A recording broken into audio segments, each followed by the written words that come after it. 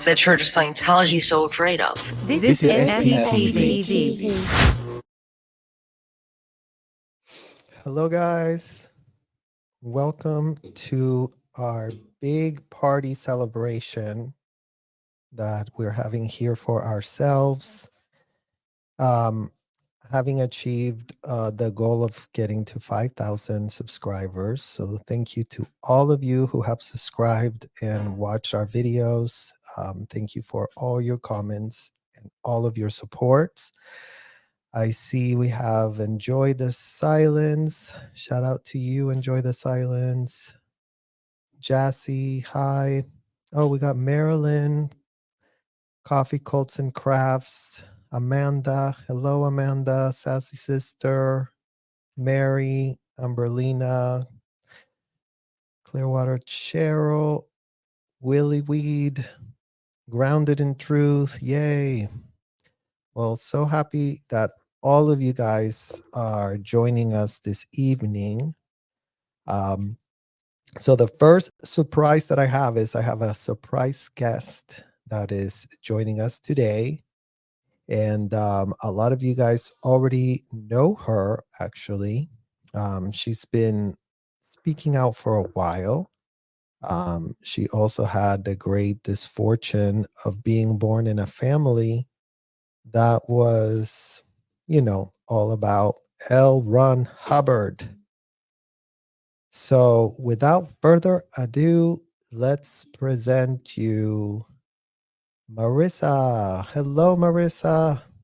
Hi, everybody. How are you doing? Oh, good. I just got done doing I'm in Arizona, so it's barely 7 p.m. and I just got done mowing my lawn. So it is like I'm in a little bit of a disarray right now, so I do apologize. Okay. So probably look like a mowing lawn. If you see grass or anything, it's not the kind No, of we good. just see your cute braids. I like your braids.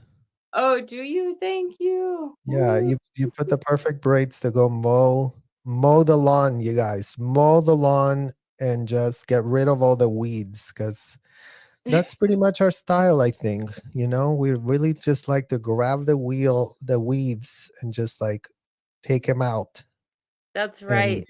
get them discarded and just plant flowers and have nice grounds. Exactly. And I'm honored to be on your show, Serge. Like, you can't even imagine like what a surprise this is. It took me by surprise. I didn't know that you were having like 5,000. I thought you had more than 5,000 followers, honestly. I thought you had 20,000 followers. 20,000 billion. Well, I think 5,000 is what I love about our community, is that it's engaged, it cares about the subject, and I think for all of us that have been, fighting against all of these horrible things for so long, we've been trying to find an actual platform where we felt like whatever we were discussing was actually going to make a difference. Yeah, And that's the great thing that we have now with all of these platforms that are allowing us to use our voice to really bring awareness, because the more people are educated on the problem, the less the problem can be a problem, right? Like, all of these problems have taken place because everything happened in the darkness. No one understood what was going on inside the hotels. No one could have ever imagined that it was going to be that horrific. And the problem is, like, they wouldn't have imagined it, but it could have been so predictable, right? Because the books of L. Ron Hubbard are the things that were inducing everyone into doing all the crazy stuff that they did. So I spoke to this about the interview we just did with Rabbit down the Rabbit Hole News. Shout out to her. But we were talking about how this is a situation where everybody did the same thing that L. Ron Hubbard pitched. And that's why it's a problem for them. But the problem is the idea came from L. Ron Hubbard, not from them. So, and but Rabbit Hole asks, some very good questions. And I like when I see people, because Scientology is really like a hard subject matter to understand. It's hard for me to understand. And I grew up in the crap. And whenever I listen to L. Ron Hubbard talk, I don't understand a damn word that guy's saying most of the time. But and so for her, people like her to ask the questions she is and never being raised or really exposed in it, I think she asks like really, really good questions. I'm glad you were on her show. Yeah, definitely.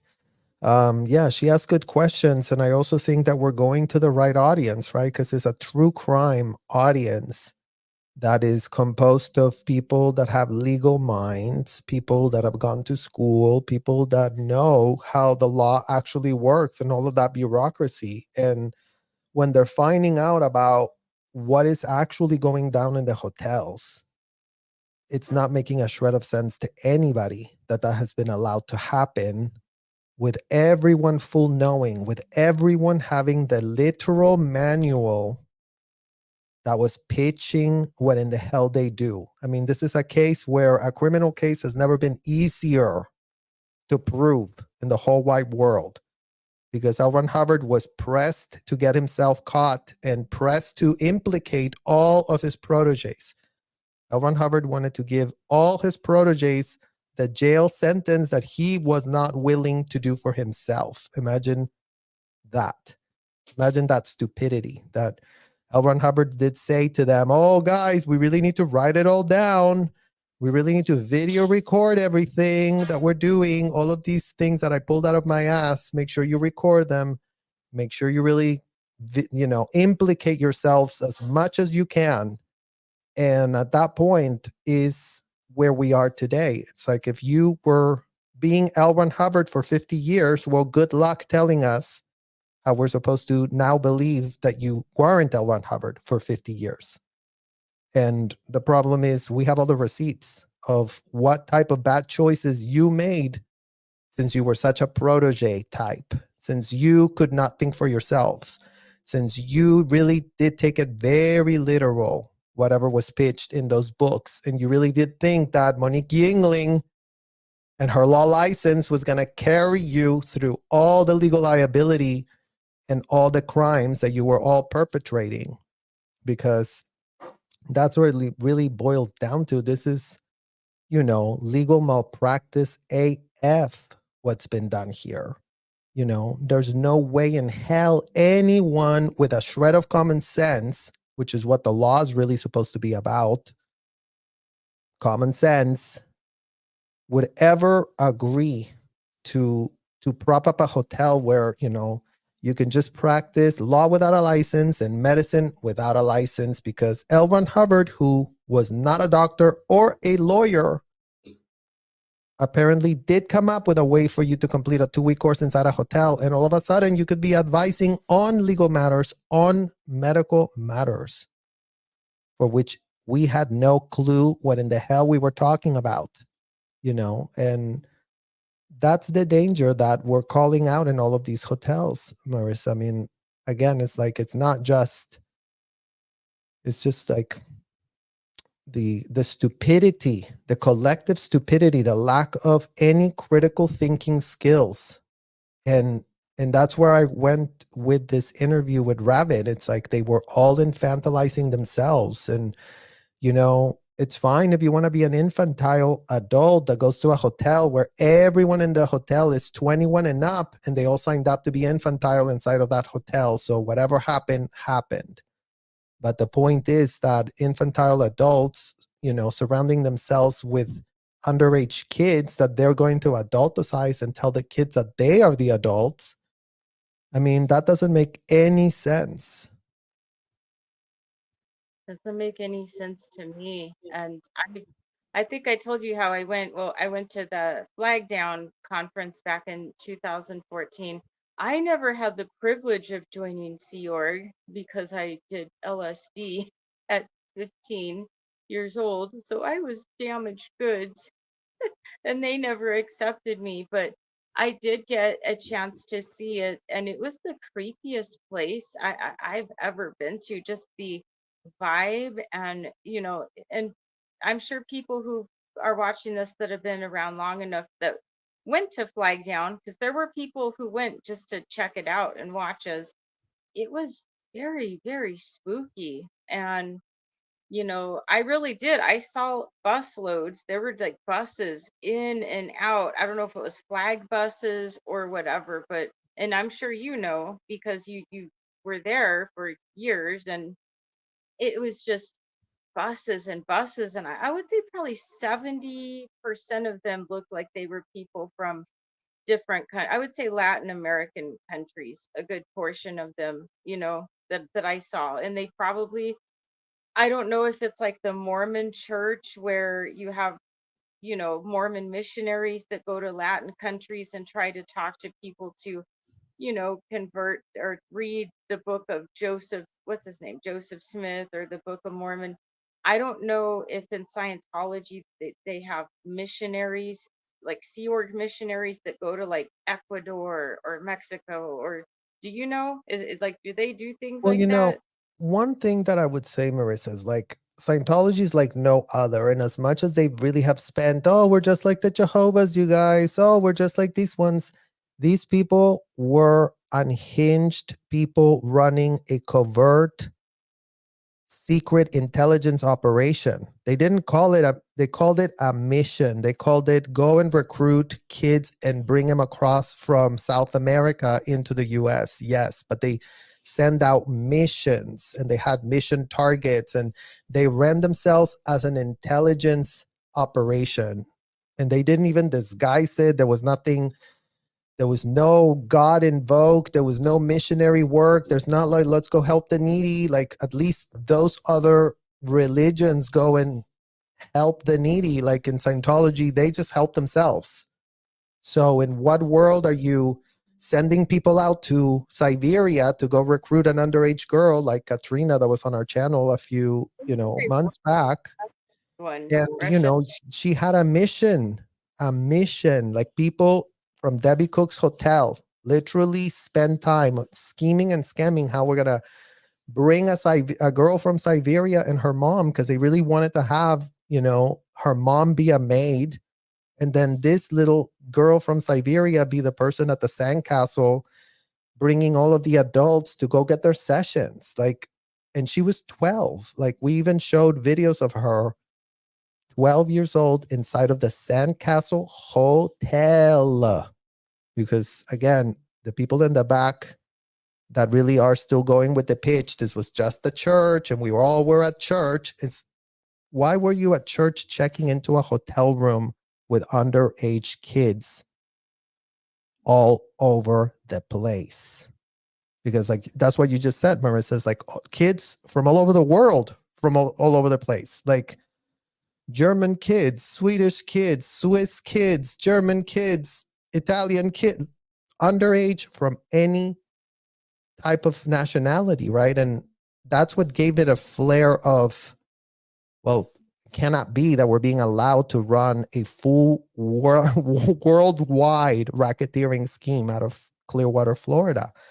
But yes, the state of Florida is really, really happy to have seen all of us as teenagers landing through its airport with everyone at the airport security seeing all these minors through their airport. How many decades, Marissa? I mean, again, this is state enabled. This is called, the people in Florida are playing dumb AF, because who cares? Everything goes in the state of Florida. You can prop up a hotel. You can bring minors from all over the world. Nothing is ever going to raise a shred of red flag anywhere. That's Yeah. what the facts show us today, as of this year 2024. Bring as many minors through that airport because there's going to be no security. So yeah, you'll be able to pass them all through the immigration. ICE is nowhere to be found. Law enforcement's nowhere to be found. The Clearwater Police is happy collecting fruit baskets from the latest OSA peon that they send over there to really give them a fruit basket and sign them up for more security. We really need to help us, you guys, because people really want to come and get us. And it's like, People want to come and get you for all the wrong reasons because they don't even know that how many minors are being stuck in that hotel with their passports locked up. That's just that's sick. I've always wanted to know because as somebody that I grew up in Scientology, and we would always have Sea Org members come to the Phoenix org to kind of encourage us, yeah, you guys gotta get it together and get your stats up and be like us. And yeah, the Sea Org. And I've met a few, it's been years, but they're like, oh yeah, I remember going to the Phoenix org and I've met your sister before. And it's funny how they send the Sea Org members to the public orgs to, as like the motivational speakers, because all we would be doing is just like sitting around, like not really doing anything. We wouldn't be doing anything.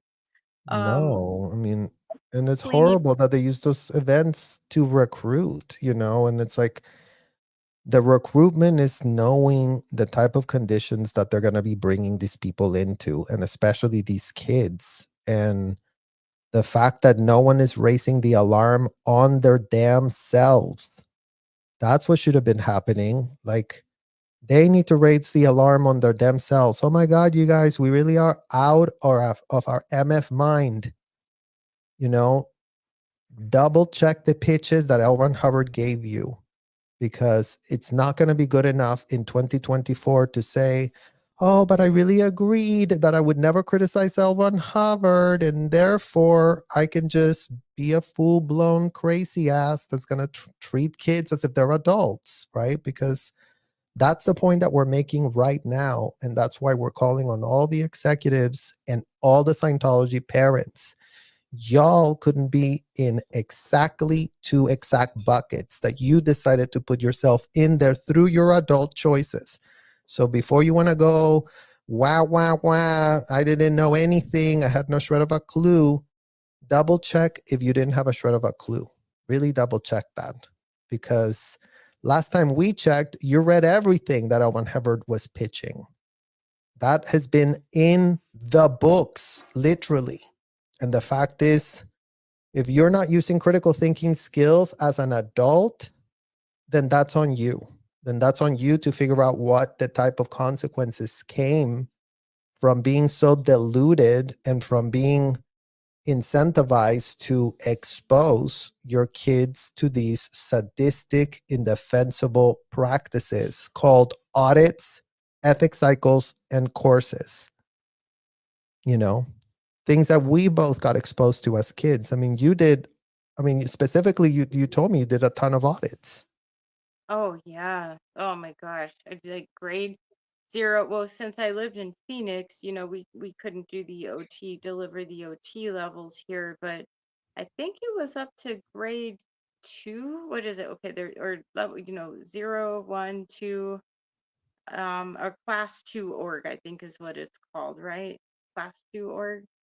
So but yeah, I was the one that was always sitting around because I had to go with my parents, and sitting on the couches just bored as shit and acting. I would always try to act like I was staying busy by reading books, even though the books were absolutely. Trash. I mean, this rhetoric was so disgusting, you guys. I mean, seriously.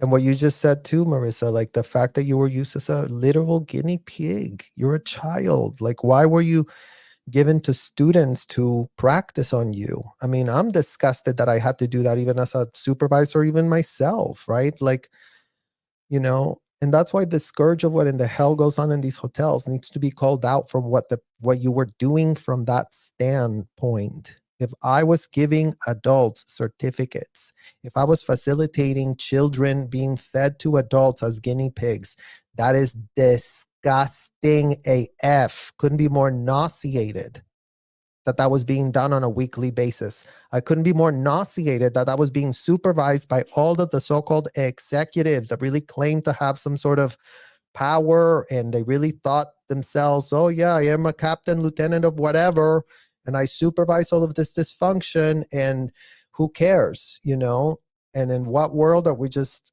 putting kids to make these people money? I mean, I had a quota of $100,000 to make on a weekly basis, Marissa. Like every week I was expected to make these people $100,000, and I am a minor.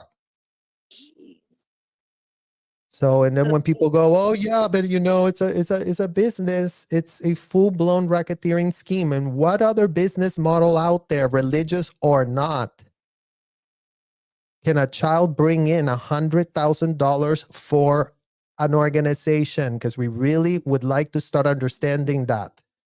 And you, Mike Rinder, can maybe clear it up. You can put a little statement for yourself. Why were kids being given quotas of make us $100,000 this week? Or else you're going to be in the galley washing dishes.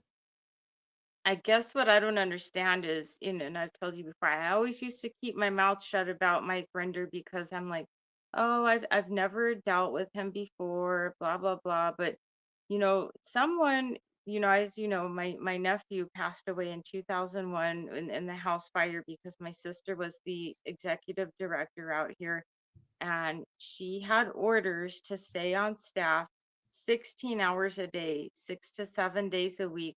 Someone was giving her those orders. It wasn't from Phoenix.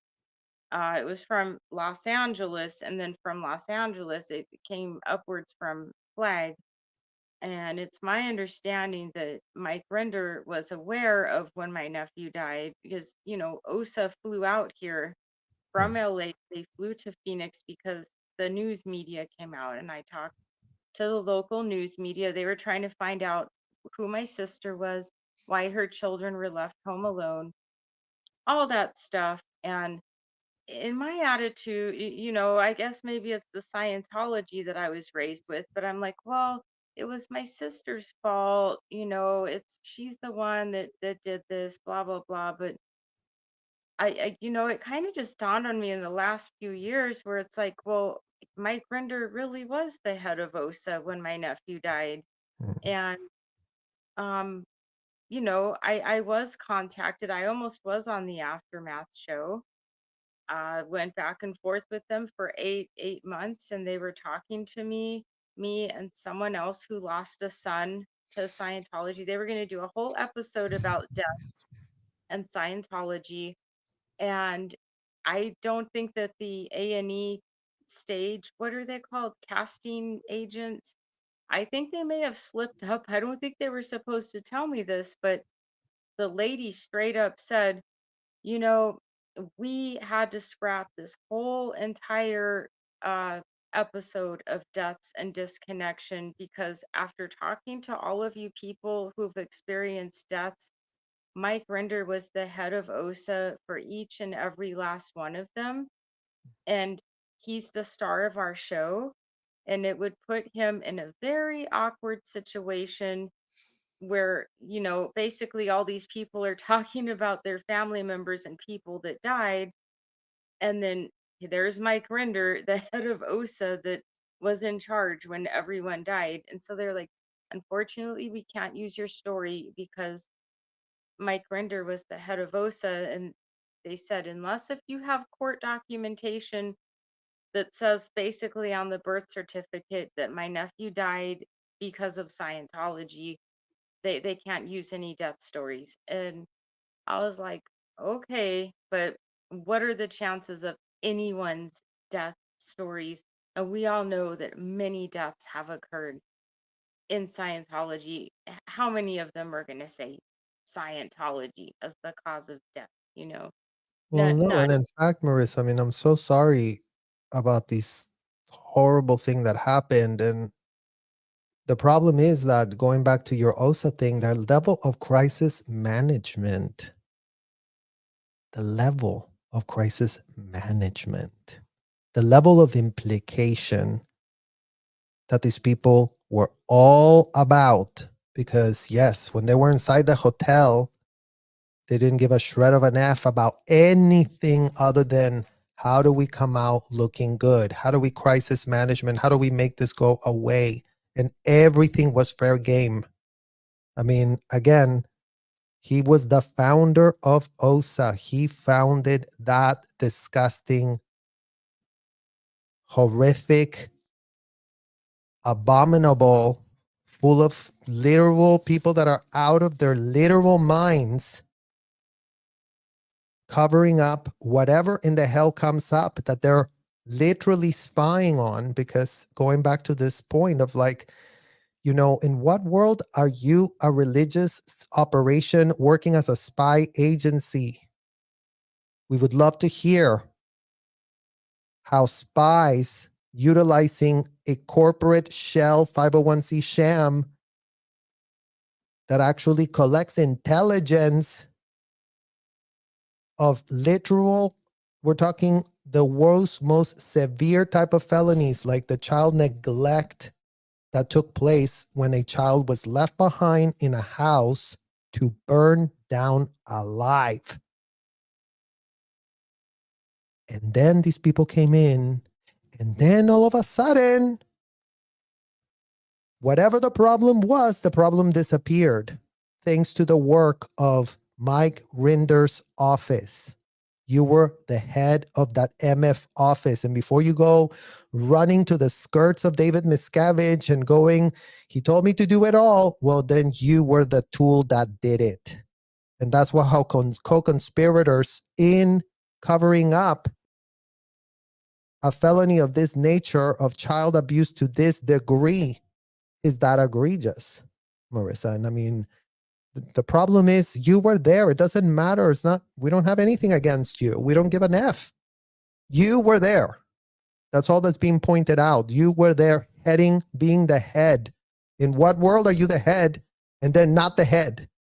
Because when you were there, you really thought that you were going to save the world by doing criminal activity. I mean, I'm sure that Jeffrey and Ghislaine right about now want to say that they wanted to save the world too, by doing whatever else. And then if we go interviewing everyone in jail, I'm sure that they could tell us that they were just trying to, and it's like, at what point are you going to take ownership for your actions and the stuff that you were all about when you were there? Because there would be grace for you if you were actually becoming clean and being transparent and owning up to a lot of effed up shit. We wouldn't want to be you. But you decided to be there. You decided to walk out when you were 50 years old plus. You decided to, when L. Ron Hubbard tapped you to really, come up with a handling, because the GO and all the people that did get indicted and convicted, as if the FBI didn't literally drop the ball when they, allowed themselves to blame this all on Mary Sue Hubbard, because, oh yeah, it was only Mary Sue Hubbard and her unhinged band of a few people that really were all about this, as if the entire organization isn't implicated on all the dirty things that they're all doing in there, Marissa. Because again, what are they doing? They're auditing people. And when they're auditing people, what does that mean? That including but not limited to, they are getting locked up against their will. And now you can make a case that the adults love it. They love that level of extreme. They love that level of, but we never agreed to that. We could have never in a million years agreed to be put in that situation. And going back to you being used as a guinea pig for people that really want to learn a technology that, can expose them to whatever kid they want to grab inside of those hotels. Because we were all fair game. All kids were fair game inside of the hotel, you guys. As much as these adults have really, the fair game that adults really did on each other. Oh my God, let's go cradle and canoodle each one of them. Oh, are you okay from being, harassed as an adult? Should we all just really come to your rescue? Because you're doing 10 million times worse what you did to adults outside to kids inside.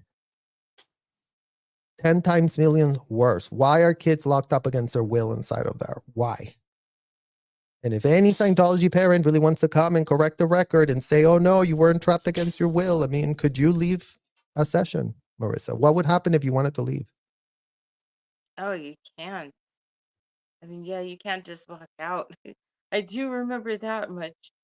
Yeah. And then, what I have, I've read what happened to Lisa McPherson, and I mean, I saw like the actual report, that I don't think too many people have seen that. You have probably seen it, but the actual like how it went down, and I'm like, oh my God, it's absolutely sickening. But I can imagine that because it's happened to me where, yeah, if there's something that you don't want to do with an auditing session, you're like, you know what, I want to take a break. I can't do this anymore.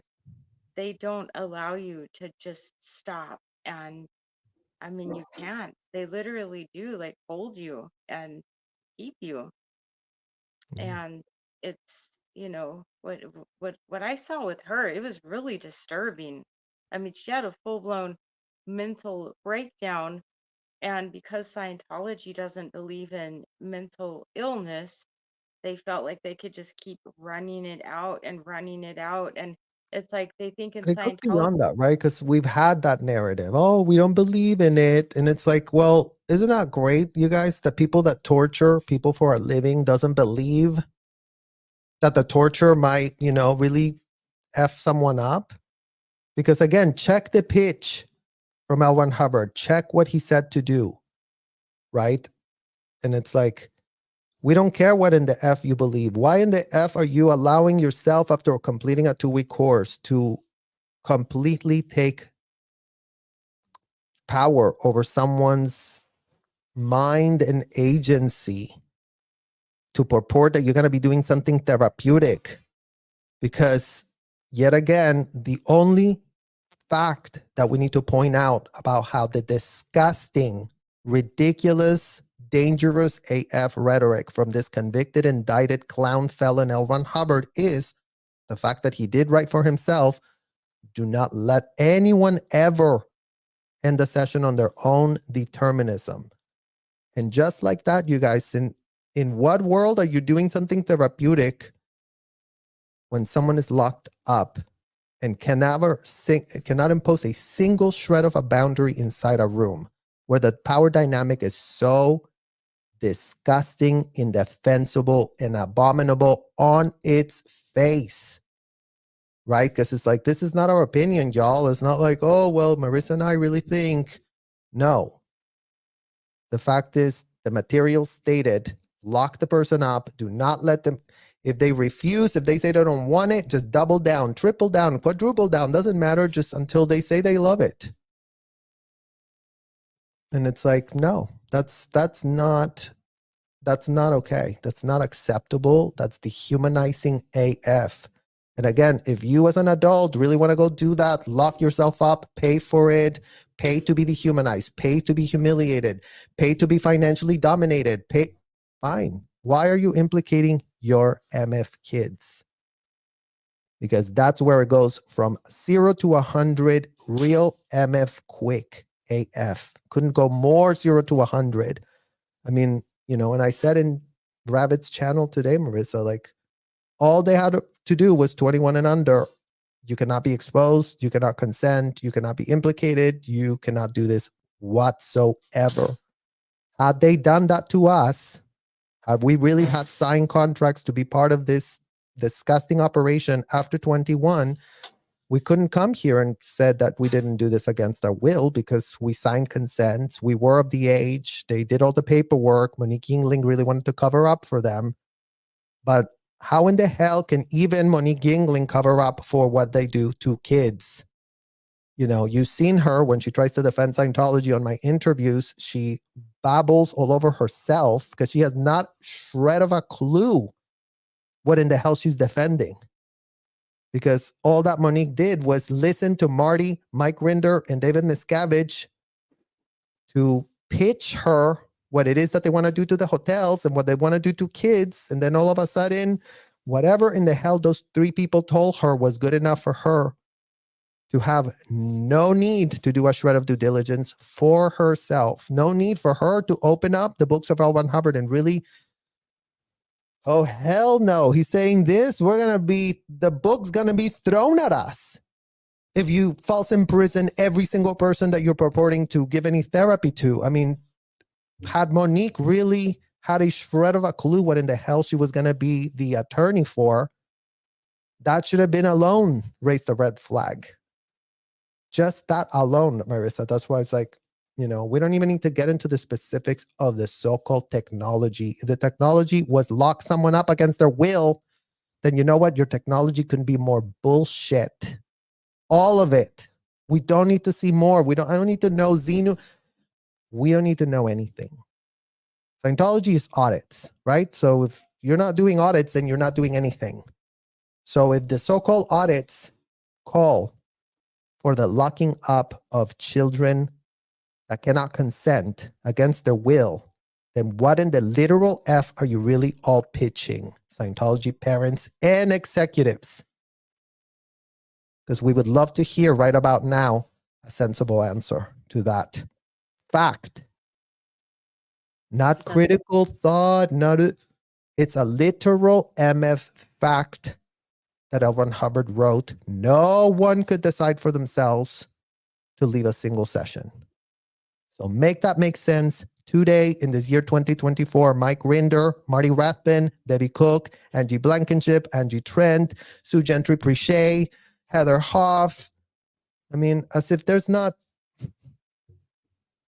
hundreds of adults implicated in this disgusting, racketeering, wide-ranging conspiracy, Marissa. And it's like, yeah, y'all, we don't need the courts of the United States to tell us it was racketeering, you guys. Come to find out.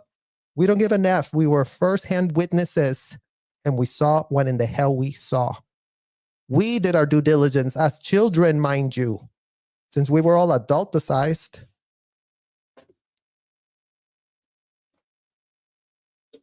This is ridiculous. What do you think? You know what I've always wanted to ask you, because you are like you're a very powerful voice, but do you think, like, how many other people like yourself do you think there are that are just sitting around in their homes, kind of like little surges in the making, or wanting to speak out? Girl surges, boy surges, whatever. Mhm. Like power surges, like a power surge. But like, how many do you think there are that, like like yourself, that have been through what you've been through, that within the next couple of years may be doing what you do? Are there a lot, or were you exclusive with what you saw? Are you like a one in a million person with No, what? because that's the thing about this, Marissa, right? It's like if you were implicated in that culture, you saw it all, you got exposed to all, you did it all. I mean, there was no other choice, right? So, and there's so many kids, like, yeah, I'm the only one of my generation that has lived to tell, literally, right? So many of the kids that I grew up with that were also auditors, whatever, they're nowhere to be found on the public record. They cannot speak for themselves. They're implicated. They don't want to like criticize their parents' delusion. They don't want to insult their parents. Oh yeah, my parent really wanted to give me a great life. Well, you know what? They didn't give you a great life. You know what? They exposed you to disgusting abuse and they glorify it. They were all full knowing. So the idea that the parents couldn't be more implicated and personally complicit, right? Because it's like we talked about this even with Down the Rabbit Hole. It's like, this isn't the case, you guys, where, oh, Larry Nassar, nobody knew he was a doctor and we all thought we were doing the right thing, taking our kids to a person that was supposed to be a professional. Well, no. The Scientology kids knew they were sending us to go get done what they like to do for themselves as adults. So in what world did you not know, Scientology parents? In what MF world did you not know, Scientology executives that were watching the interrogations live, you guys? I mean, imagine you see us here live, having a live. We're all having a live, right? Well, imagine Scientology executives have cameras turned into these interrogation rooms where children are literally there being interrogated, and they're really having a lot of things to say to the auditor who's interrogating that child. Because again, with this belief that no child is a child, and everyone can just get interrogated at any time for whatever in the hell reason. So these adults couldn't have been more dangerous, clear and present dangers to all children, since Monique's great clients really do think as a whole entire collective that, you know, convicted L. Ron Hubbard was correct about kids being adults and that they can do whatever in the hell they want. So it couldn't be more ridiculous, honestly. I mean, and look what we have. Like, we have all of our families completely broken, your nephew literally being burned alive because nobody gave an F, because the mom had to be somewhere. Like, and then even afterwards, even after the injustice happens, you guys, then it just gets cleaned up and swept under a rug, under a literal rug. And then we're on the year 2024 and nothing has changed. And no children are in any way, shape, or form safer than we were there, Marissa. I mean, no Scientology parents are calling themselves out. So, you tell me your parents are still believing in it. I mean, didn't you say that? They say that they don't, but I know they do because they use the verbiage all the time. I mean, just the other day, both my mom and dad were talking about bull baiting, and I was like, can you guys say a different word besides that? And both of them, my dad's like, well, if you look in any English dictionary, bull baiting is in there. And I was like, Dad, no one talks like that though, and you know that.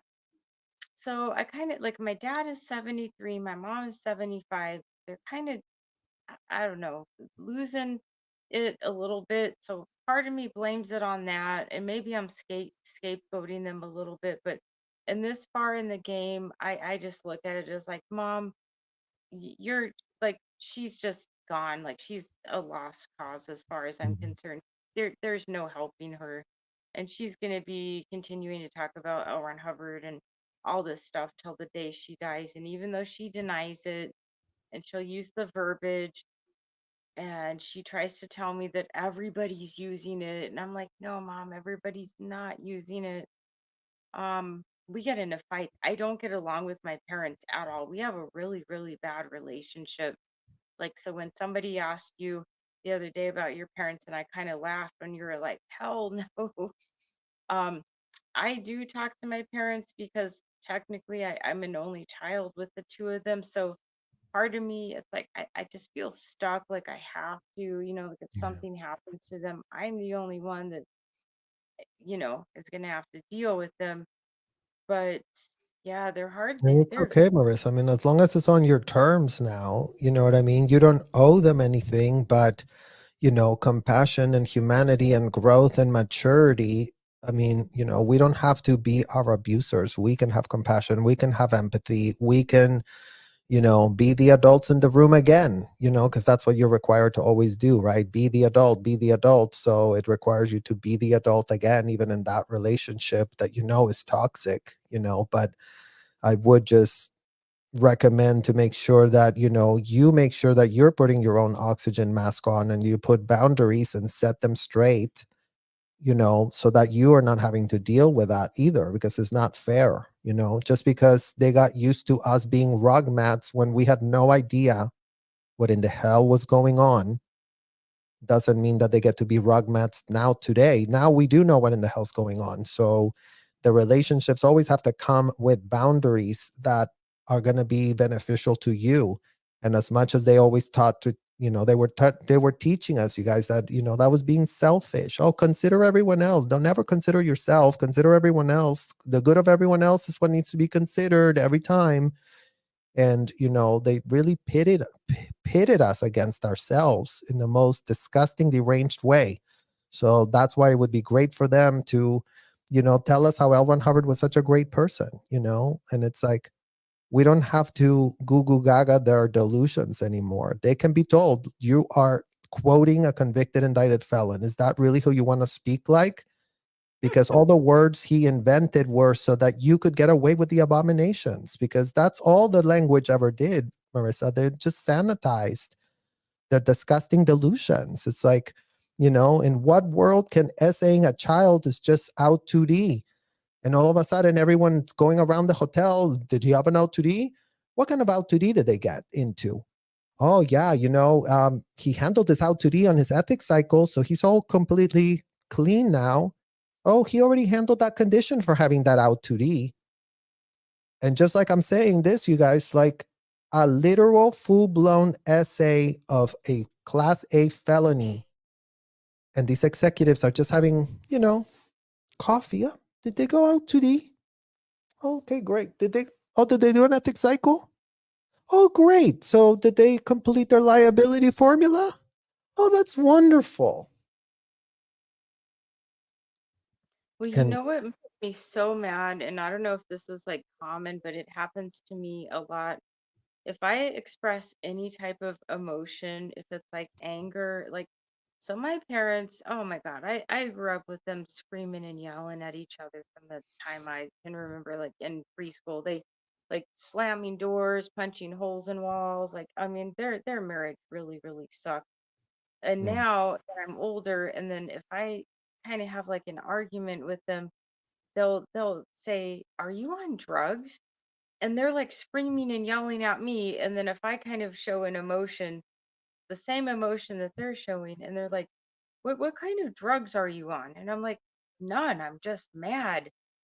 I'm like, I'm arguing, and well, you because guys that are. was their go-to too, right, Marissa? Like their go-to was always project on us. Like we were always the problem. We were the degraded ones. We were the downtone ones. We were, as long as you didn't do their bidding, they would make you into an enemy in 1 second. And that's why, we were never in any type of family. And, that's why, I think what you're referring to is like literally saying I separated from my child traffickers because my parents were nothing but two child traffickers. That full knowing brought me into this country. That full knowing scammed me in the immigration office. That full knowing lied to the immigration about who I was, what I was doing in this country, if I was going into the Sea Org. They lied about everything. And it's like the parents never get implicated because everybody wants to be, oh, but the parents didn't know, you guys. Isn't it so bad that they're part of a cult? And again, the enablers are not the victims. The enablers of the systemic institutionalized abuse are literally not the victims, you guys. And it sucks that they chose to do that with their lives. It sucks that they were pitched L. Ron Hubbard as a genius. If they have a problem with that pitch, go ask Mike Rinder. Mike Rinder is L. Ron Hubbard's publicist. He It's figured out how to make that shit sound good, but it wasn't good. It was disgusting. In what world do you normalize and pitch with a straight face? Full knowing that these kids were going to be locked up against their will. Full knowing that the kids were going to be asked disgusting, deranged questions. Miss us with the pitch that you were trying to save the MF world, Mike Rinder. You couldn't be more pathological lying, and it's as if he's dumb, Marissa, as if he's a dumb person. You know what? You're not dumb. You're actually real smart. So use that little smart to connect a shred of dot and be like, oh yeah, I was a pathological liar from hell. And due to me, I propped up this thing. I made it legal. I went to Monique. I lied to Monique. I came up with the pitches. I figured out how to, let's talk about L. Ron Hubbard like this. And why don't we pitch L. Ron Hubbard like that so that, he really starts sounding like he know what in the hell he was doing. I'm sorry, but if you were his publicist, start taking some MF responsibility for the client you were pitching. Because that's what in the hell it's called. You pitched that client. Your client was L. Ron Hubbard. You wanted to get him on the New York Times bestseller list. What type of deals did y'all make with the New York Times to put L. Ron Hubbard there, a convicted, indicted felon that really pitched seduce a minor and blame it on the minor? Because we would love to hear from the editorial board of the New York Times right about now how they haven't retracted a shred of bestseller for that disgusting man who, we always get told, John Travolta, oh, if you want to know what Scientology is, go read book 1. Tom Cruise, unless you haven't ever read the book 1, then you don't know what in the hell you're talking about. Well, you know what? Some of us have read that. And now we have double checked that pitch about the seducing of a minor and blaming it on the minor. And you know what? We are saying, what in the literal living hell, Scientology parents, since you all literally read it. all of you read it. Book 1 is the Bible of this BS. So Oh, it does. I've had a lot. Book 1, oh my gosh, I remember book 1 and method 1, co-auditing. I had to do so much of that. Not because I wanted to, but again, they were like, "Oh, Marisa, can you do method 1 co-auditing with so and so because they're learning how to do this?" And I mean, the questions, I have some of the books right here. I brought them, because I knew I was going to be talking to you, but just to show some of the questions that are asked, and it's just horrible. Like L. Ron Hubbard had such a fixation on sex and like weird stuff, and people tell me to this day, even the older ex-Scientologists, they're like, I cannot believe you had the Johannesburg sec check done on you. And I'm like, oh my God, I can't count how many how old times were I you? Because I had that one too. How old were you when they did that to you? probably 5 as my earliest remembrance of it. Like probably 5 years old. And the thing is, like, it wasn't even done so that I could go up the bridge. It Mm. was done because I was just hanging out at the org with my mom, and I'm this little kid, and they're like, oh, okay, so and so is doing their, I don't know what level it is where you have to learn the Johannesburg seg check, but like so and so is learning their grade 0 or grade 1. Can you help him out? He just has to, learn his e-meter. And oh Mhm. man, I would get stuck in there for hours and being asked like those same questions, like if I'm a communist, if I know anyone that's like antagonistic towards Scientology. Yeah, like have I ever had sex with like dead bodies or animals? Or have I ever had sex with the same sex? And or how one of the questions, which is weird for today's standards, is like, have I ever had sex with anyone outside of my race? That's Mhm. the questions. And yeah, it was only like 5 years old, and in my mind, I'm like trying to process it, like, wow, these are weird questions, but I knew I had to answer no to all of them. And at the end, my auditor Well, would but be like, let me remind you of something you might not remember, Marissa, so we can kind of get into the weeds, you guys, and we can really kind of give you what the technology said to do. So, like what you just said, Marissa, imagine you put a 14-year-old girl across from you, and the question from the Joburg is, have you ever had sex with a person of the wrong race, or what was the question? yeah, Of the like opposite race. sex with anyone. I think of like a, yeah, like a different race than something. You know what? I have it downloaded, and I have it copied. I would have to pull it up, but Well, I it's okay. downloaded. But just for the purpose of this, is like, have you ever had sex with animals? Which is another question you were asked. Okay, so we're literally unhinged questions. You guys are not something that we are lacking. There are plenty of unhinged questions. So, have you ever had sex with animals? So then they're clearing these words with the kids. You guys, oh, let's really clear the definition here. Clear the definition of sex. Clear the definition of this. And then once you really clear those definitions, and again, this is how they're like, you know, disgustingly preying on the innocence of kids that don't know any better. When you're sitting there with those cans and they're telling you to clear these words, and you really think that something's going to happen, and you're made to feel like you were an active participant of something you could have never consented to. But anyways, after they clear the definitions, they go, so how could this question apply to your life? Have you ever had sex with animals? Imagine that, you guys, before they even check it on the machine, because Alvin Hubbard says really stimulate the person. Like, so you really want them to be like, well, give me an example how that could apply to your life. So imagine that now they're having the minor having to delusionally think for himself or herself how they could have ever done that. And and again, Marissa's like, for attorneys to pretend that they don't know how this could be torturous.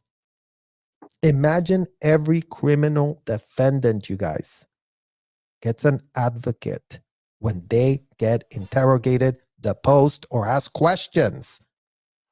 But imagine in these unhinged depositions from hell and a half, nobody gave a shred of an F.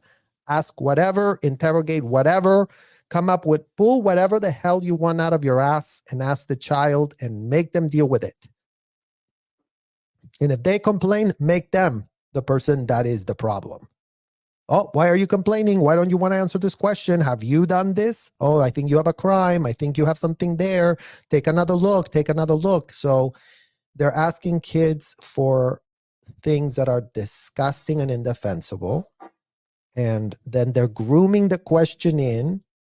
So then, okay, so I asked you, how does this apply to you? Okay, have you ever had sex with animals? Now I'm going to check the question. So I'm going to have Marissa just sit there, you guys. As a child, you're just literally sitting there in this fucking hotel room. No noise, nothing going on. But then the auditor is going to go, have you ever had sex with animals? And then they're going to watch the machine to see if she's going to have to answer the question. And Marissa cannot answer. She literally just has to sit there. Don't say anything. Don't say yes. Don't say no. Don't say nothing. Just sit there. On the question, have you ever had sex with animals? Are you suppressing anything? On the question, have you ever had sex with animals? Are you invalidating anything? On the question, have you ever had sex with animals? Is there anything you're being careful of? On the question, have you ever had sex with animals? Has anything been nearly found out? On the question, have you ever had sex with animals? Is there anything you failed to reveal? On the question, have you ever had sex with animals? Is there anything you're not ist? On the question, have you ever had sex with animals? Is there anything been protested? On the question, have you ever had sex with animals? Has anything been abandoned? On the question, have you ever had sex with animals? Has anything been misunderstood? Oh yeah, you guys, this ad nauseum questions, and are you suppressing and are you invalid? Yeah, it's oh my gosh. So, and Yeah, you're just sitting there as a child, you're like, you feel violated, you feel this is disgusting, but any kind of complaint raised, and the session is gonna go awry in 2 seconds. If Marissa just told me, Serge, I don't like that question. That's so nasty what you just asked me. Oh, you just got critical of me? Have I missed a withhold on you? Is there something you're withholding from me, Marissa? You're not allowed to be critical of your auditor for anything, you guys. In what world can you really run a therapy where the subject cannot complain at all? Because that's the degenerate power dynamics that these people call a religious activity inside a hotel being done to kids. So there's your weeds. For everyone that's wondering, how unhinged can it really be? We cannot even actually show you because it is so disgusting and nauseating. So you're just getting a tiny taste of this. But to have kids exposed to this, it just makes no sense. and they get asked like, yeah, like what you just did. I mean, it and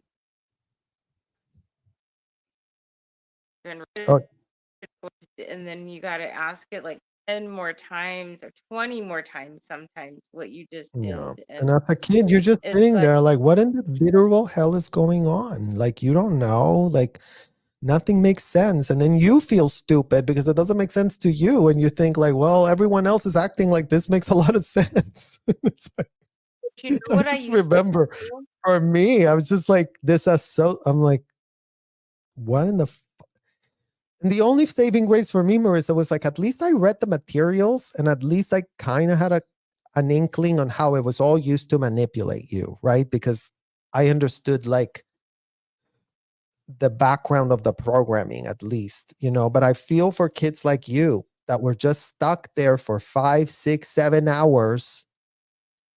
And you guys, when I say this shit doesn't make sense, and as a child, as your brain is developing, you're being exposed to these questions, to these routines, to these disciplinary things that are being done to you.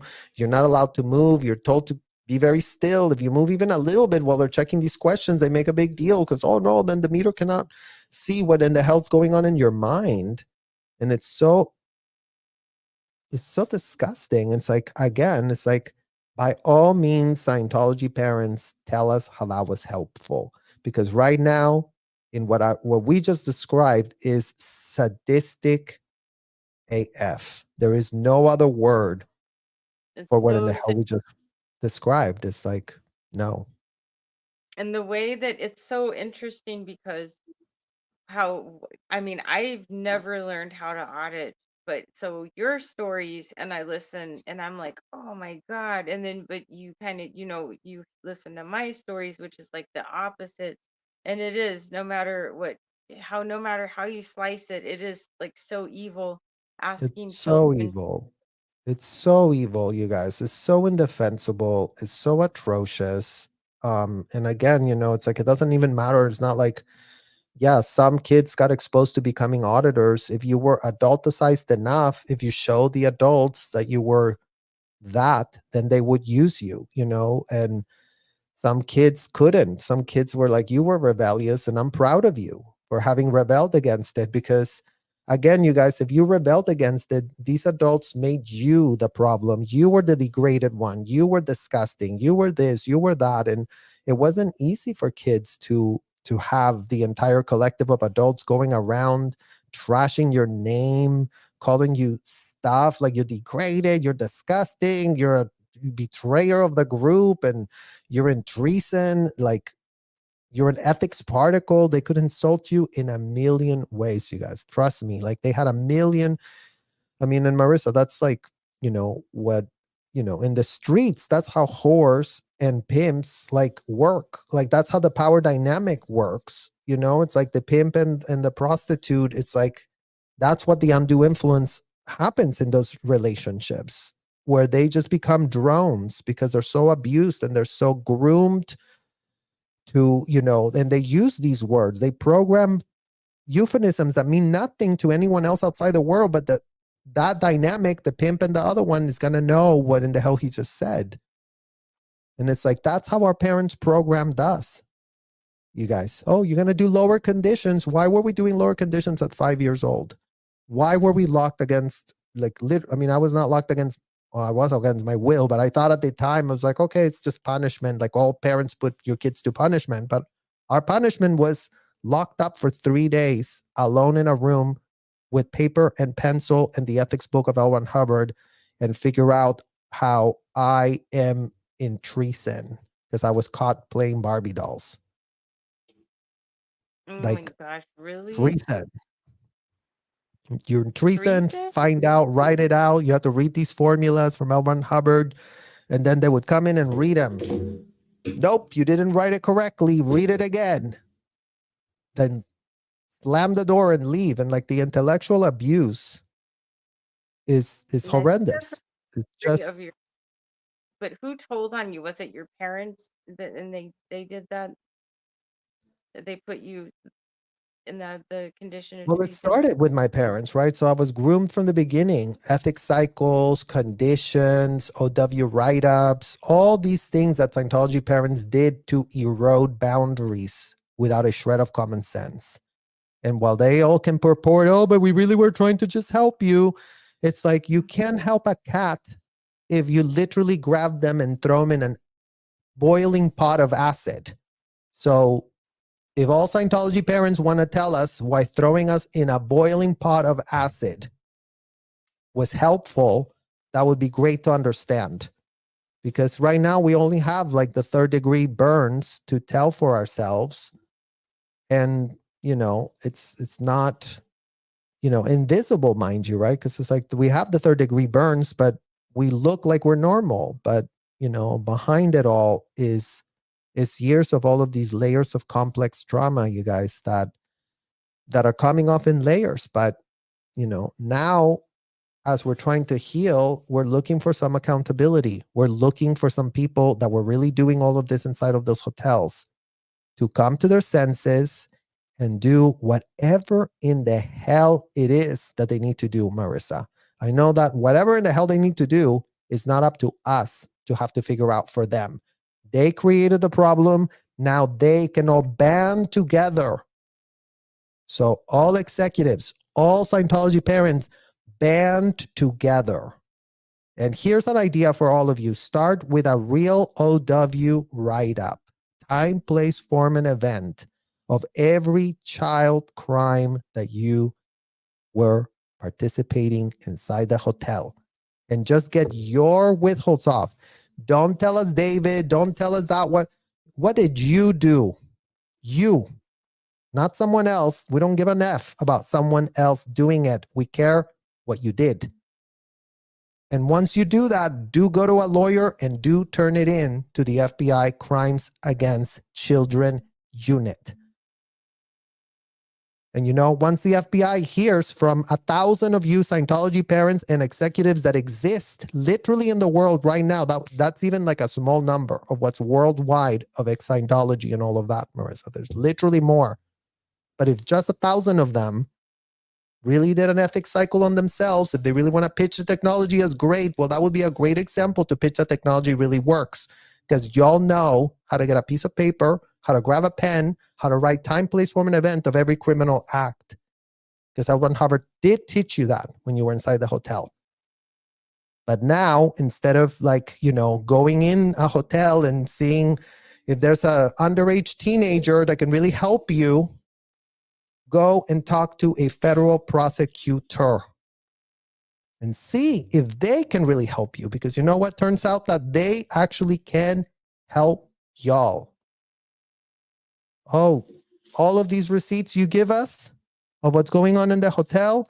Oh, well, you just made our job easier. So now we can go knock on the door of the PC folder warehouse where there's, over 100,000 square feet of receipts that all of these people, proteges of L. Ron Hubbard, that really wanted to tell on themselves, when did we abuse that kid? As long as we documented, then it must not be abuse, right, guys? Because that's the problem with this, Marissa. It's and that's why none of these Scientology executives have a shred of plausible deniability. Because the whole drill from L. Ron Hubbard was implicate yourself. So that's what can be done. That's what can be done. That's what can be done by the people that created the problem in the first place, you guys. So if that, let's just say they do this and they decide to take responsibility, which, wishful thinking, but let's just say if it does happen, do you think they'll get in trouble, or they're, No, gonna just... Marissa, no, I don't think they're going to get in trouble because, again, that's not how the law works. Smart federal prosecutors, smart FBI agents know that in order for them to build a case, they need to have firsthand witnesses willing to testify, even against themselves. That's necessary. You cannot build a case if no one's willing to testify about any shred of thing. And that's why we have no cases, no criminal cases, which is what we deserve. We don't give a shred of an F about a civil case. What was done to us was criminal in nature, period, full stop. What's being done to kids right now is criminal AF. So miss us with the little civil trial that really going to wash up anything. It's not going to get washed up because we don't give a shred of an F about washing up nothing. And if 21 and under minors are implicated to wherever everything we already experienced for ourselves, then all of you can go to literal hell and start paying and start atoning and start showing ethics change, because that's what we have no examples of. A shred of ethics change from all the people that left the thresholds of the hotel by the fact that nothing has changed for a shred of kid inside the hotels. So the facts are what's supporting our opinion. We're not just making it up and pulling it out of our ass. We're literally telling you what's on the public record as of this year, 2024. Nothing has changed inside the MF hotels. Why? Because y'all are not outraged enough with what in the hell you were all about inside the hotel. And we really do have to ask ourselves today, why would you not be outraged? I mean, you've had time to decompress it all, right? Some of us have gone to therapy. I mean, are they not going to therapy because mandated reporters are going to send them to the FBI if they really did actually started to self-reflect on what in the hell they did? Well, you know what? We don't give a shred of an F about that either. Because again, if you actually had a spine, if you had actually integrity, you would have figured out that you will get more help and more grace by actually really repudiating what in the hell you were doing, by really coming in with some real amends, meaning that no more children are being exposed to the scourge of what in the hell you all propped up. So that's how it all comes full circle. Here we have a super pop super chat. What a wonderful surprise. Welcome, Dianetics. Sorry for your losses and thank you for all you do. Oh, thank you, super pop. Oh, thank you. Yeah, I kind of read that. I'm going blind, but thank you. I did read that. Thank you so much, and I appreciate that. And here we have another one. Literally save the kids from Scientology. Yes, literally no more kids in Scientology. And Jassy, congratulations. You clearly articulate what the cult has done, especially relative to the abuse of children and complicity of media. Your voice is important and cannot be silenced. Oh, but thank you, Jassy. Yay.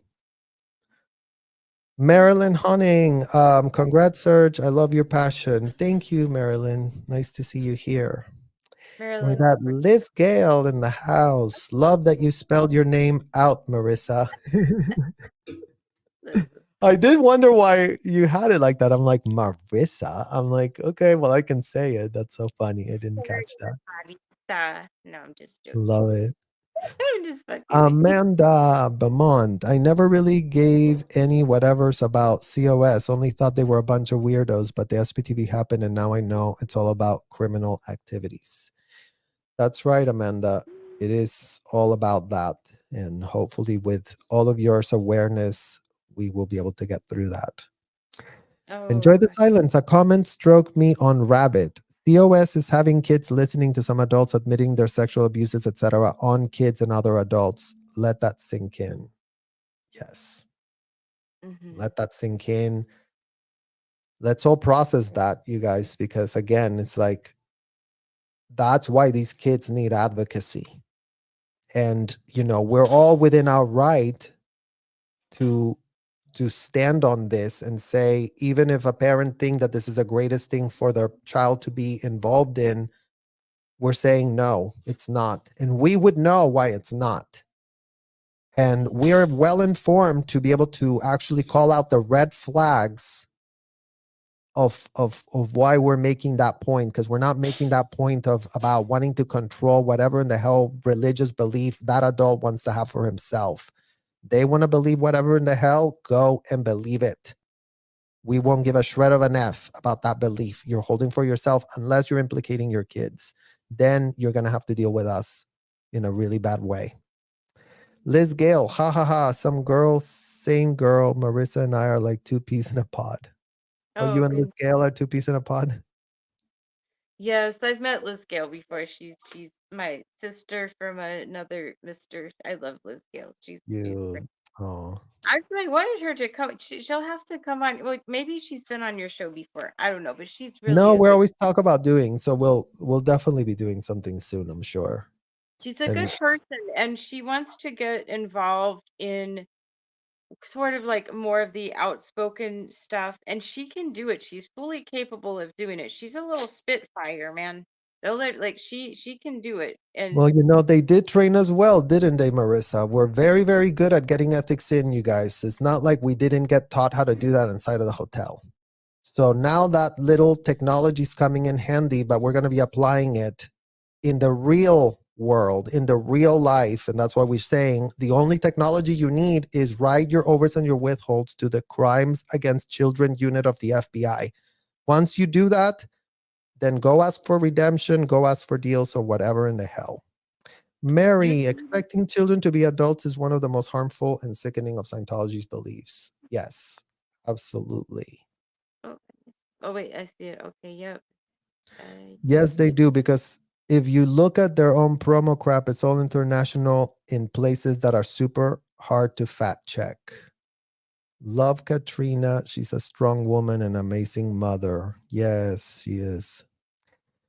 and lying and saying they'll have time off and careers and good medical and retirement benefits will take care of you. Don't worry. Bleh. Yeah, it's all just a bunch of BS, you guys. Alicia Medley, something I saw last night on the live in front of Hollywood Testing was two 14-year-olds going to watch the movie. How can that be legal?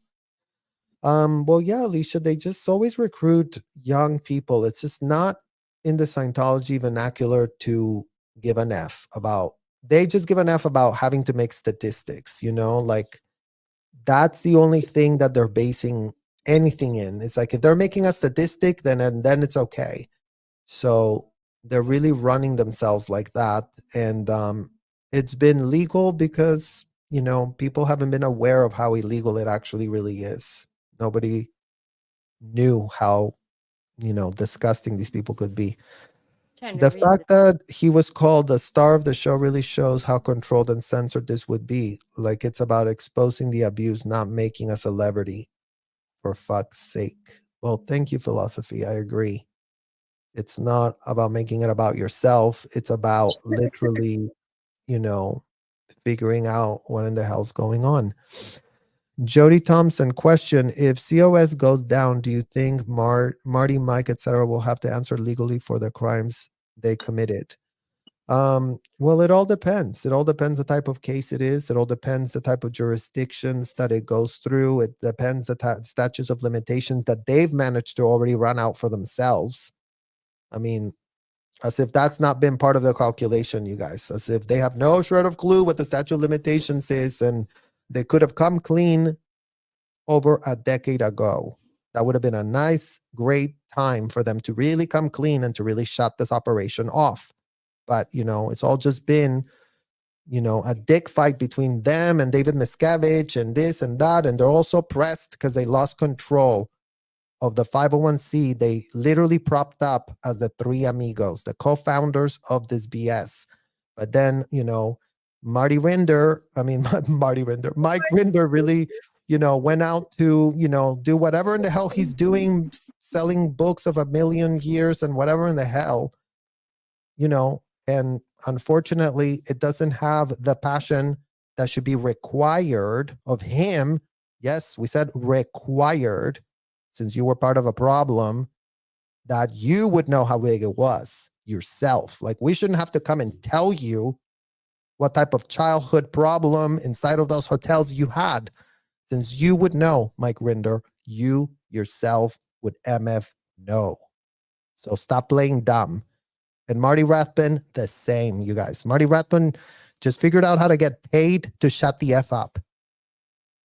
And that's all we have. That's literally all we have. So no, if all of these things are being already still allowed, then you haven't spoken enough. So you've only gotten what in Scientology they call, you guys, paperclip withholds. Isn't that great? So really take that little term on your notes. Paperclip withholds is, withholds that they give off, but they don't give an F about them because they know they're going to come out looking good, but they're going to, but I'm really coming clean, you guys. Let me give you my paper clips, and it's all just that. It's always the same charade. It's always, how do I launder my image while I grift?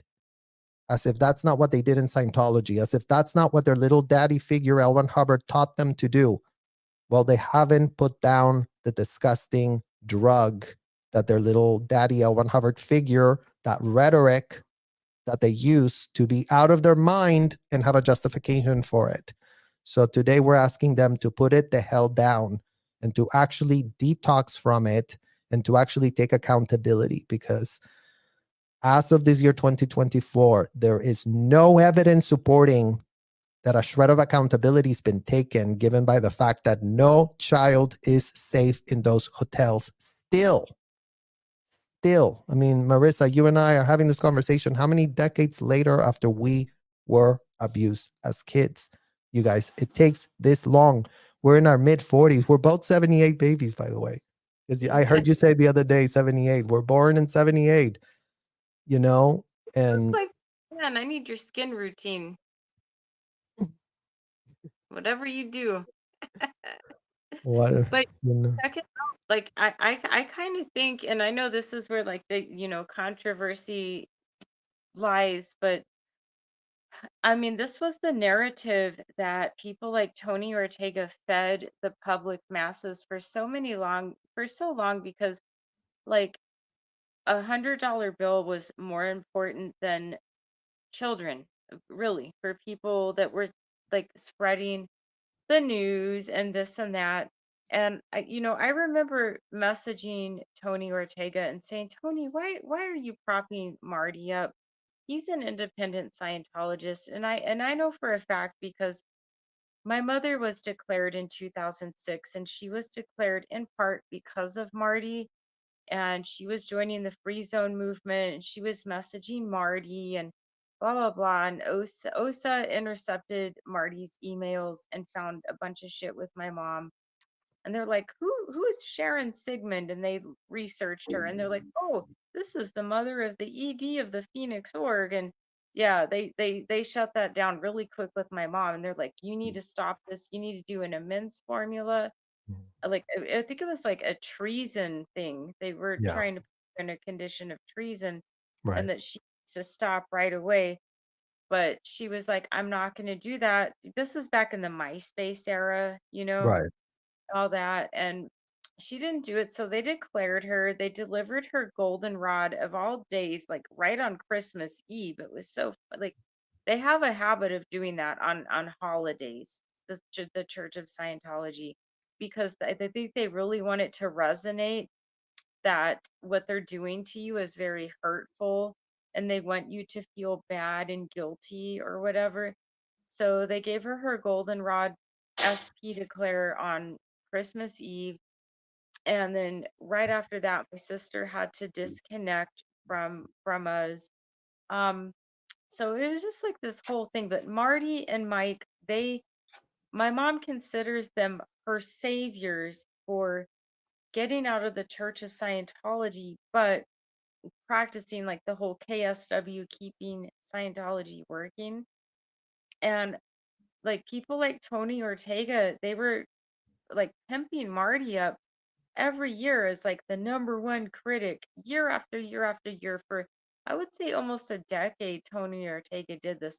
Marty Rathburn is the number one critic bringing down the cult for 10 years. And I would message him and say, Tony, can you please stop Yeah, doing Marissa, this? but it's much more than Marty Rathbun, and I mean, it's much more than Tony Ortega because the Tampa Bay Times, again, when these people left the hotel, that's what they used to pitch themselves as these big saviors that really had a reckoning after leaving the hotel, because you know, whatever Tony Ortega's been blogging about this on the sides, and as you know, has had probably more interaction and more access to second and third generation Scientologists.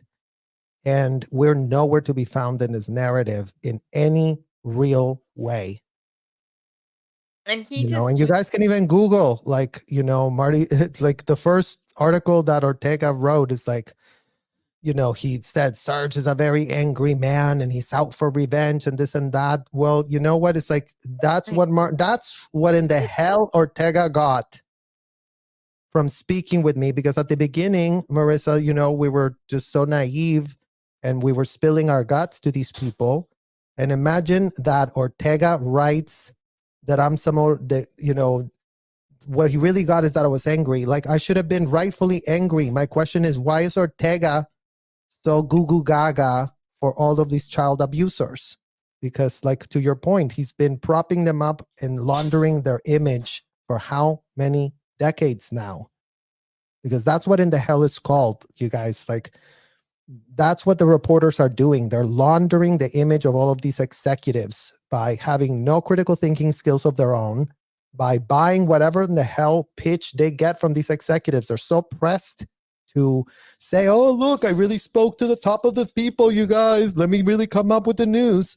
I mean, imagine, Marissa, that all the press went to Ghislaine Maxwell to find out what was going on in those things between her and Jeffrey.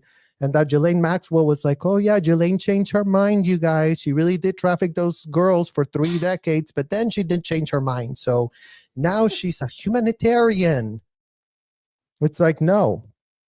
So it's Ortega, it's the Tampa Bay Times, that it's their job to investigate. And it's not like Scientology hasn't been there for how many decades already.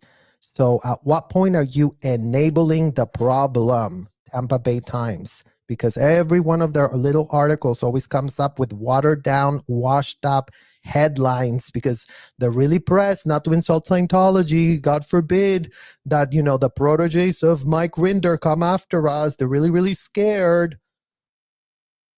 I mean, how pathetic is this? How pathetic is literally this, that the Tampa Bay Times could be this pathetic and useless? All their coverage has been downplaying what kids inside of that hotel have been through. And all their coverage is, oh, Debbie Cook, you guys, she really was abused by David. I mean, they couldn't be more enamored and obsessed with David themselves, because that's all they ever want to write about. Do you have a story about David? Okay, then we don't care.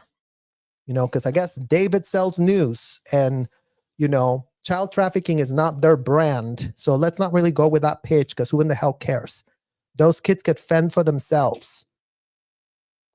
That's what your American media does, you guys. And the Tampa Bay Times, that really pitches itself as like, oh, you guys, we really have a journalistic school and a nonprofit that really does a lot for our newspaper. Well, your nonprofit and you teaching journalists how to investigate could not be more pathetic, Tampa Bay Times, since none of your entirety of journalists can pull a string, as if Mike Rinder and Debbie Cook and Marty Rathbun were not literally walking puppets full of strings that they could have pulled. Oh, what about? But no, they went with, okay, real quick. So what did David do to you as an adult? Okay, let's really write this down. Okay. Mm-hmm. Okay, great. Let's all make money, you guys. Hooray, America. Let's make money. Tampa Bay Times really wants to make money enabling laundering the image for the Ghislaine Maxwell's on steroids that really wanted to go, you know, David did it all to us, and aren't we such victims, even though we're full-grown adults that really did consent, that really wanted to be his slaves, that loved being his slaves. I mean, Debbie Cook is on the record, Marissa, saying like, I loved it in there. It wasn't until David did this to me that I had second thoughts.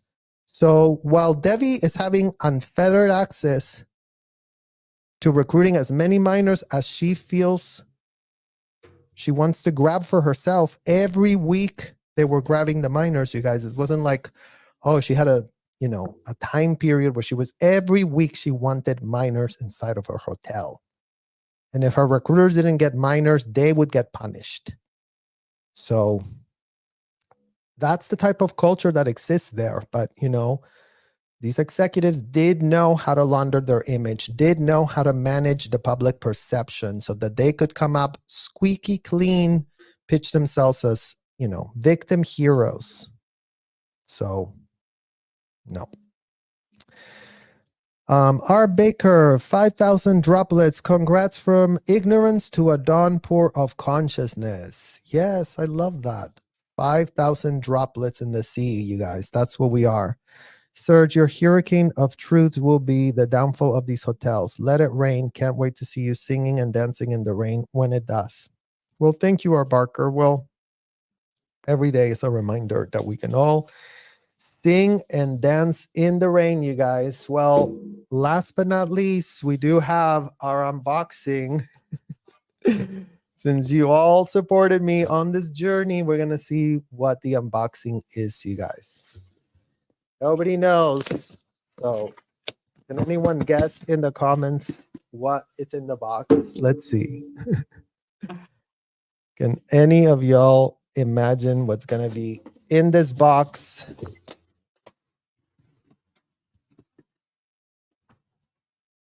Oh. Oh my God. Look how nice, you guys. Oh, A hoodie, a cozy hoodie. that's awesome. Y'all know I love a cozy hoodie. Looks It's warm. so soft, it's so nice. Shoes, power lies to paralyze. I love your name. And of course, you were right. Send me one of The those. second thing, you guys. Let's see what I got. Let's see what it is.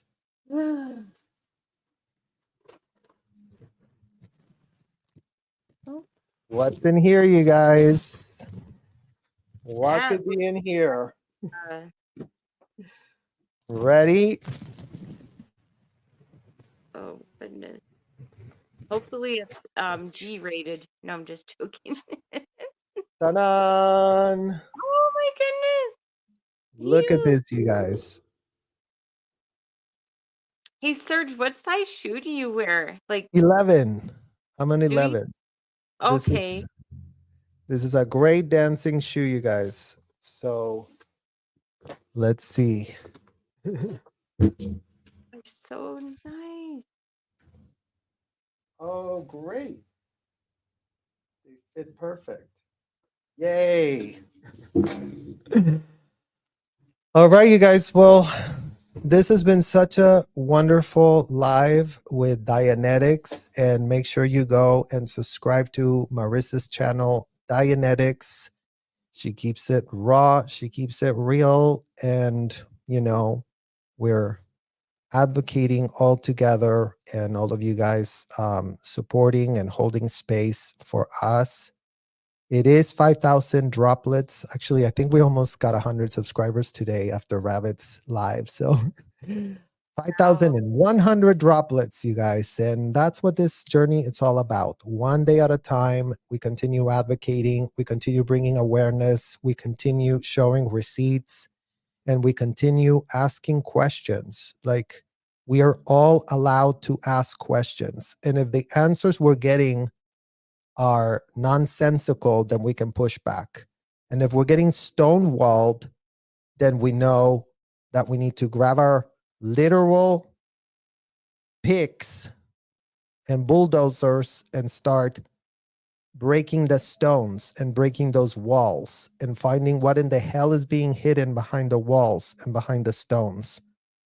Because, protecting people that are enabling industrial size trafficking of minors inside hotels is something that in this year 2024 we are not going to want to continue with that. We want to stomp it out.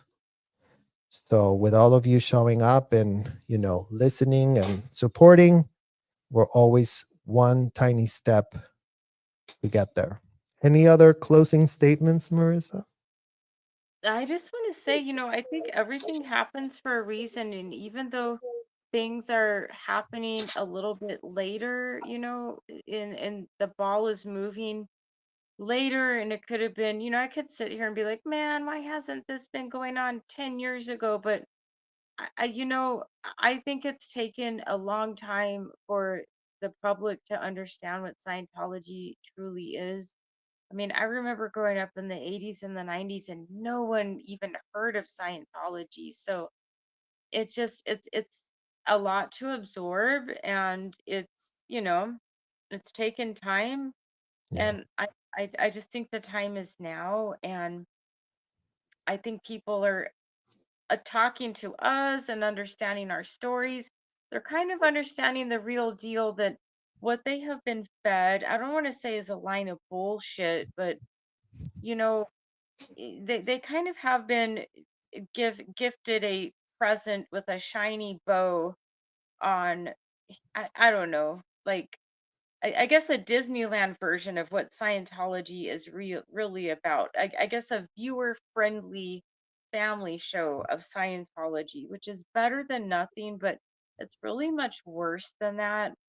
And that's what Serge and I are here to expose and talk about. And our voices have been prevented from saying that, because if we talk about it, we're talking about the stars of the little show of the Disneyland show, and they don't want us talking about it. But the time is here for us to just cut to the chase and really, you know, start fighting for what is right, this is not a Sesame Street show.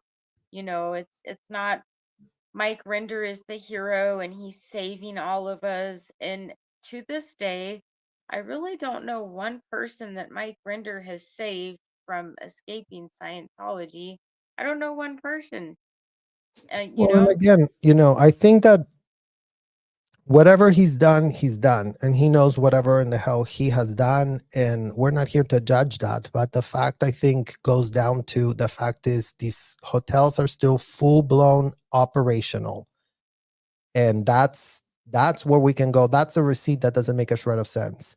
In what world are these people still operating? How can you not figure out how to stop it? How can you not call up all your executives that you were all doing the same thing?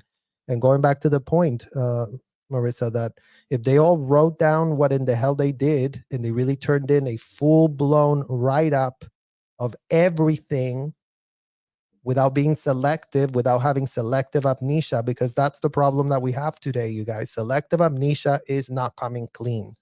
And if we're here to restimulate their withholds, well, they're going to get restimulated. They did teach us that inside of that hotel, how to restimulate the withholds. Well, we're here to restimulate them. If they don't want to think about it, they're going to be made to think about it, because in what world can that auditing situation continue? In no world that we were a part of. We wish we would have had the level of advocacy that we're able to have here with you guys today, seeing all the pitfalls that have been set up, right? We have, the crooked corporate press playing dumb. We have the Clearwater Police playing dumb. We have the LAPD playing dumb. We have all the executives that leave out of the hotel playing dumb. We have all the ones in the hotel, having a jolly old time abusing minors and that they get free access to. So that's the scene today in 2024. And I'm right here with you to demand that scene changes. We're not claiming to be the ones that can change it all ourselves. We're not here to save the planet. We are nobodies, you guys. We're a little droplet that was in those hotels experiencing that disgusting stuff. So we're not having any savior complexes here. We're not here to save anybody. We're not important. We don't matter.